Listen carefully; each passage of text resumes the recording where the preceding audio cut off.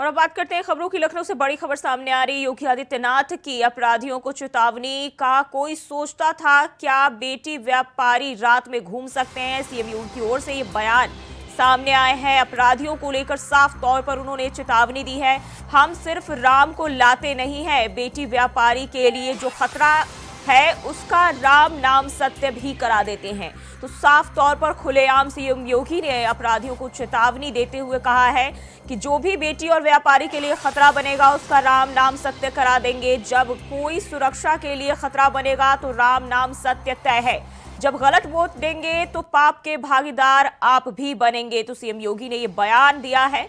कहा, मैंने कहा था अपराधियों का जीना हराम कर दूंगा। अपराधियों को लगता था कि कुछ नहीं होगा, यहां बोला कम जाता है, हम रिजल्ट देते हैं। तो मुख्यमंत्री योगी आदित्यनाथ ने अपराधियों को चेतावनी देते हुए ये बयान दिया है, हिदायत दी है। उन्होंने कहा, सभी ने देखा है अपराधियों के गले में तख्ती। सीएम योगी आदित्यनाथ ने अपराधियों को लेकर कहा कि सभी ने अपराधियों को गले में तख्ती देखा है, हम बोलते नहीं रिजल्ट देते हैं। आवास योजना का लाभ कि लोगों को पहले से लगता था कि अपराधियों का कुछ नहीं होगा। लोग अपराधियों को महिमामंडन करते थे। हमने कहा इन अपराधियों को तो जीना आराम कर देंगे, गली में तख्ती जरूर लटका देंगे।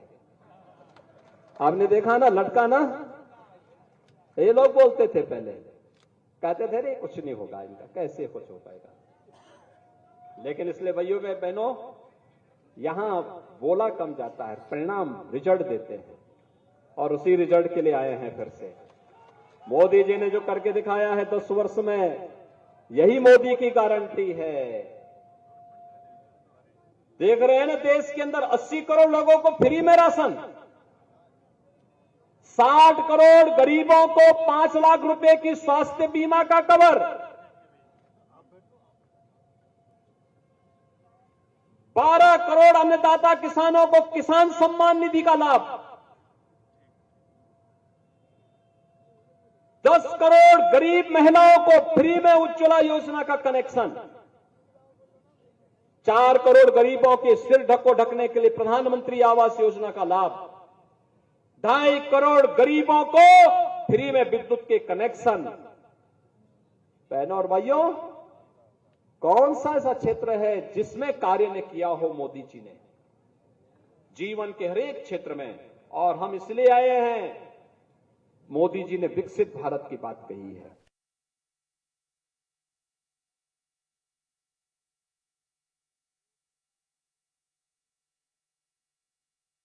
कि हम अपराधियों का राम नाम सत्य करा देते हैं।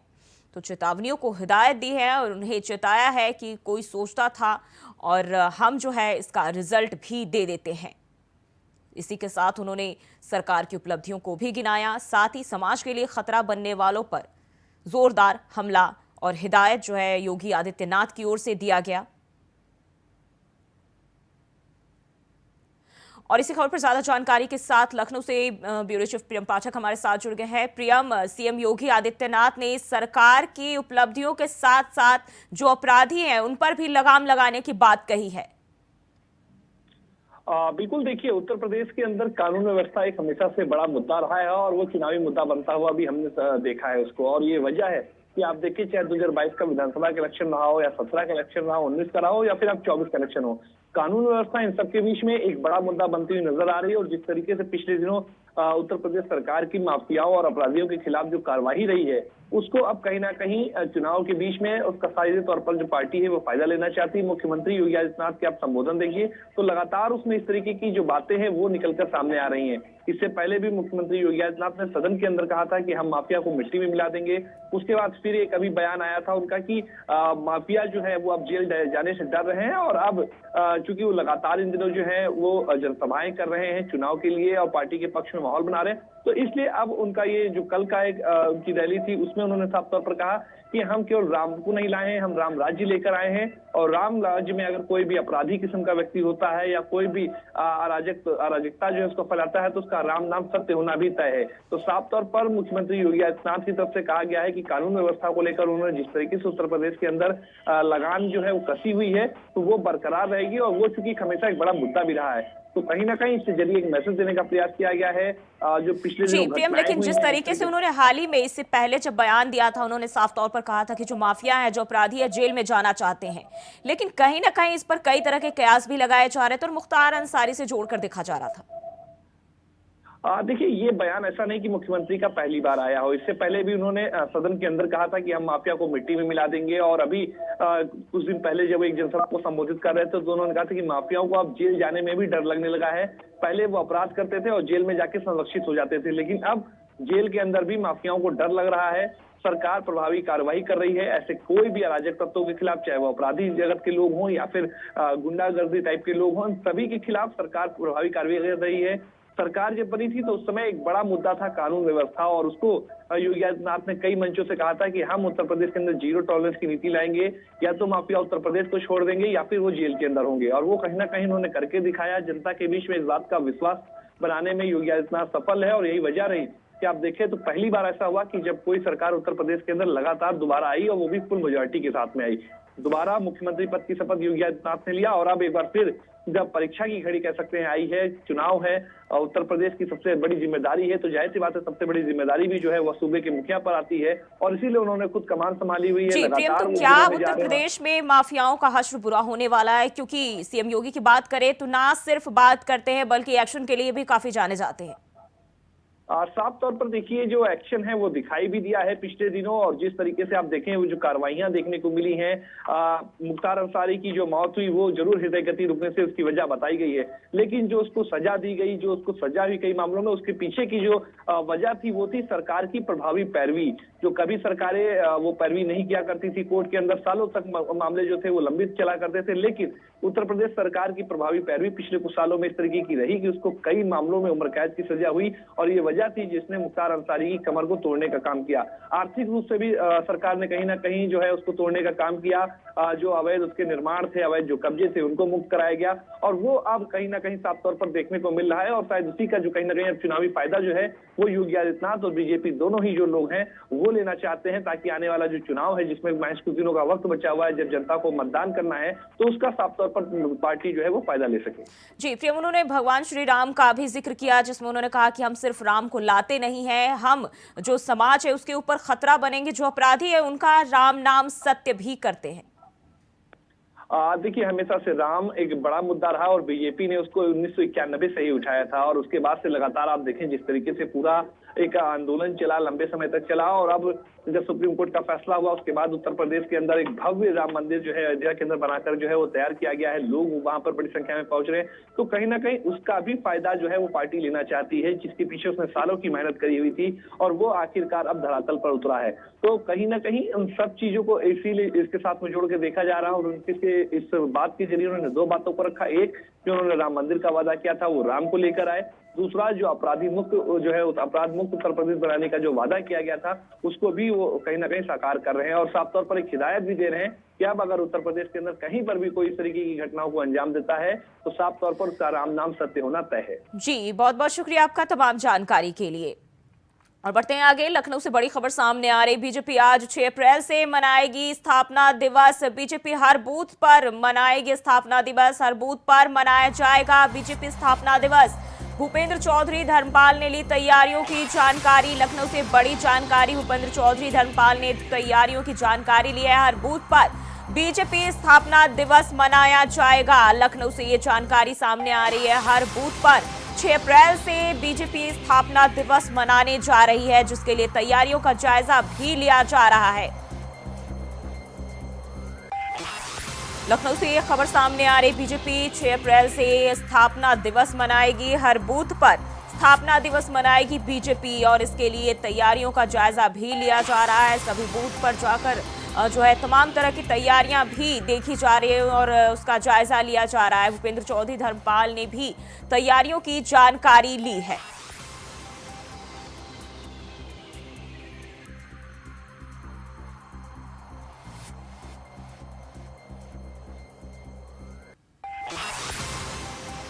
तो बीजेपी 6 अप्रैल से स्थापना दिवस मनाने जा रही है, और हर बूथ पर जो है स्थापना दिवस पार्टी मनाएगी। तो लखनऊ से ये जानकारी मिल रही है।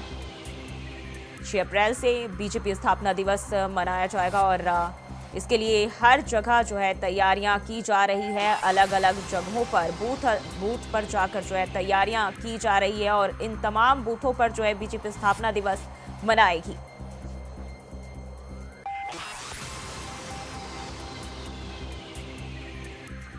तो आज यानी 6 अप्रैल से बीजेपी स्थापना दिवस मनाएगी और हर बूथ पर स्थापना दिवस बीजेपी मनाने जा रही है।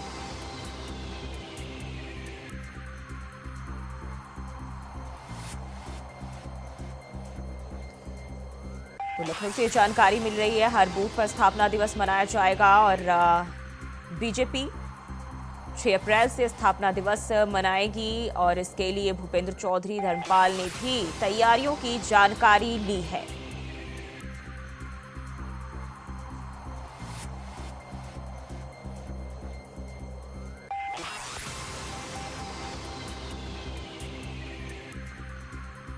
तो लखनऊ से एक खबर सामने आ रही, बीजेपी आज 6 अप्रैल से स्थापना दिवस मनाएगी। हर बूथ पर स्थापना दिवस मनाया जाएगा और 6 अप्रैल से जो है स्थापना दिवस मनाया जाएगा, जिसके लिए भूपेंद्र चौधरी धर्मपाल ने जाकर तैयारियों की जानकारी ली है, जायजा लिया है। तो बीजेपी स्थापना दिवस की तैयारियों का जायजा लिया गया और 6 अप्रैल से स्थापना दिवस मनाया जाएगा। बीजेपी हर बूथ पर स्थापना दिवस मनाएगी।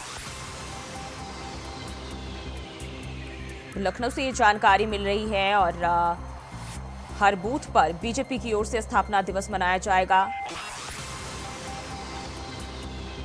6 अप्रैल से स्थापना दिवस मनाया जाएगा।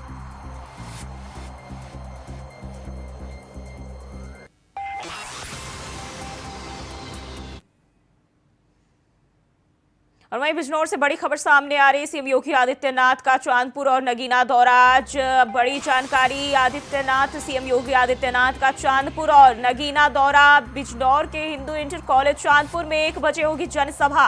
नगीना लोकसभा के रामलीला ग्राउंड में 3 बजे जनसभा आयोजित किया जाएगा। बिजनौर आरएलडी प्रत्याशी चंदन चौहान के लिए किया जाएगा जनसभा का आयोजन और बीजेपी नगीना प्रत्याशी ओम कुमार के लिए जनसभा की जाएगी। इसी के साथ सीएम प्रत्याशियों के समर्थन में जनता से वोट की अपील करेंगे। सीएम चांदपुर और नगीना में जनसभा को संबोधित करेंगे। तो चांदपुर और नगीना में मुख्यमंत्री योगी आदित्यनाथ जनसभा को संबोधित करेंगे और प्रत्याशियों के समर्थन में जनता से वोट की अपील भी करेंगे मुख्यमंत्री योगी आदित्यनाथ। तो बिजनौर आरएलडी प्रत्याशी चंदन चौहान के लिए जनसभा का आयोजन किया जाएगा। वहीं नगीना लोकसभा के रामलीला ग्राउंड में 3 बजे जनसभा का आयोजन किया जाएगा। बिजनौर के हिंदू इंटर कॉलेज चांदपुर में 1 बजे जनसभा होगा, जहां मुख्यमंत्री योगी आदित्यनाथ जनसभा करेंगे। तो बिजनौर से यह खबर सामने आ रही है, सीएम योगी आदित्यनाथ का चांदपुर और नगीना दौरा है।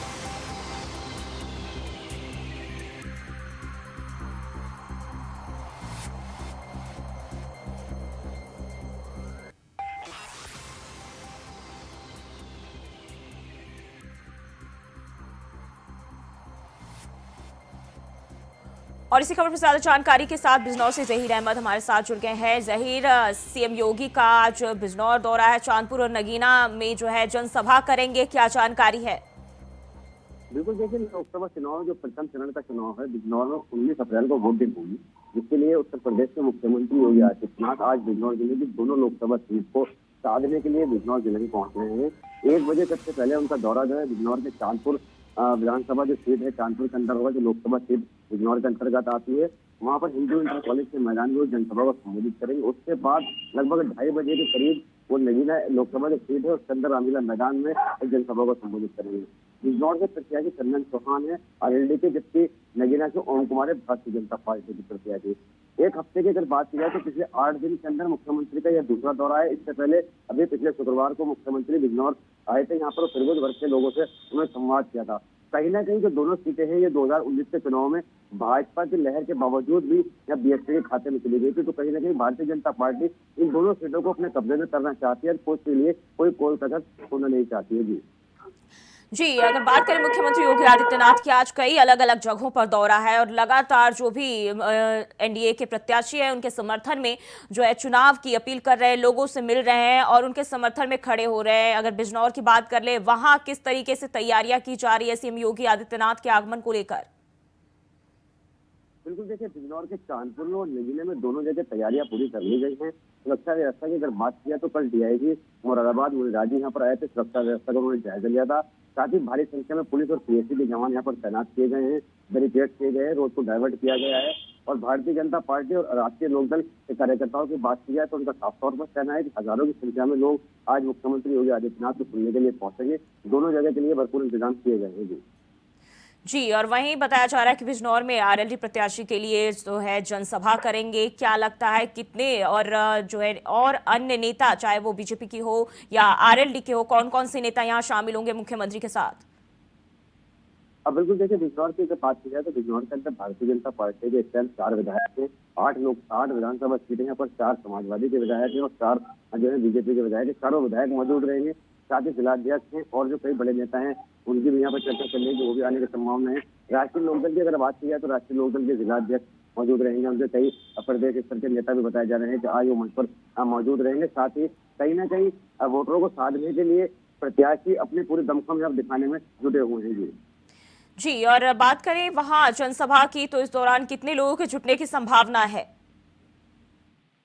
अब देखिए, पार्टी की तरफ से जो जिलाध्यक्ष हैं, दोनों पार्टियों को उनका साफ तौर पर दावा है, जो प्रत्याशी उनकी तरफ से दावा है कि हजारों की संख्या में यहाँ पर लोगों को बुलाया गया है और भारी संख्या में लोगों को यहाँ जो जनसमूह आज उमड़ेगा। सबसे पहले बिजनौर के चांदपुर जो हिंदू इंटर कॉलेज है उसका पूरे मैदान को भराया जाएगा। वहाँ पर लोगों को मुख्यमंत्री योगी आदित्यनाथ संबोधित करेंगे। उसके बाद नगीना के अंदर जो सभा है, जो नगीना लोकसभा संसदीय सीट के अंतर्गत आती है, वहाँ पर ओम कुमार प्रत्याशी, उन्होंने भी कहीं ना कहीं पूरी ताकत झोंक दी है और बहुत लोगों को वहाँ पर बुलाने की उन्होंने प्रयास किए हैं।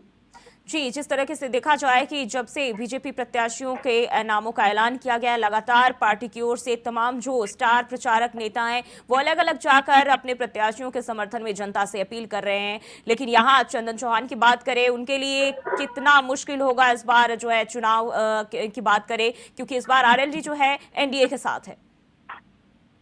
बिल्कुल देखिए, चंदन चौहान की अगर बात की है तो चंदन चौहान के पिता 2009 में इसी गठबंधन से बिजनौर से सांसद बने थे। अब फिर जो है आरएलडी ने उनके ऊपर दांव, उनके बेटे के ऊपर दांव लगाया है, जो मुरापुर से विधायक है वर्तमान में। और कहीं ना कहीं जो एनडीए का घटक दल है आरएलडी, उसने कहीं ना कहीं समीकरण बनाया है कि गुर्जर, जाट, मुस्लिम और अन्य बिरादरी के जो वोट है कहीं ना कहीं उनको साधने के लिए जो गुर्जर को टिकट दिया है, या इस बार जाट को टिकट नहीं दिया गया है। जबकि इससे पहले भारतीय जनता पार्टी ने यहाँ पर जाट को प्रत्याशी बनाया था। उससे पहले चंदन चौहान 2009 में जो उनके पिता थे वो बिजनौर सांसद रहे हैं। अब देखने वाली बात यह होगी कि बिजनौर की बात की जाए तो बीएसपी के यहाँ पर भी जाट प्रत्याशी हैं और जो समाजवादी ने प्रत्याशी उतारे हैं वो सैनी है। तो सब पार्टियों ने अपने जातीय समीकरण को साधने के लिए अपने प्रत्याशी मैदान में उतारे हैं। अब देखने वाली बात यह होगी कि जनता किसके सिर पर ताज बांधती है, किसको अपना वोट देती है। जी ज़ेड, बहुत बहुत शुक्रिया आपका तमाम जानकारी के लिए। तो आज जो है बिजनौर दौरे पर मुख्यमंत्री योगी आदित्यनाथ रहेंगे और अपने प्रत्याशियों के समर्थन में जनता से वोट की अपील करेंगे जनसभा करके। बुलेटिन में फिलहाल के लिए बस इतना ही। खबरों के लिए बने रहे इंडिया वॉइस के साथ।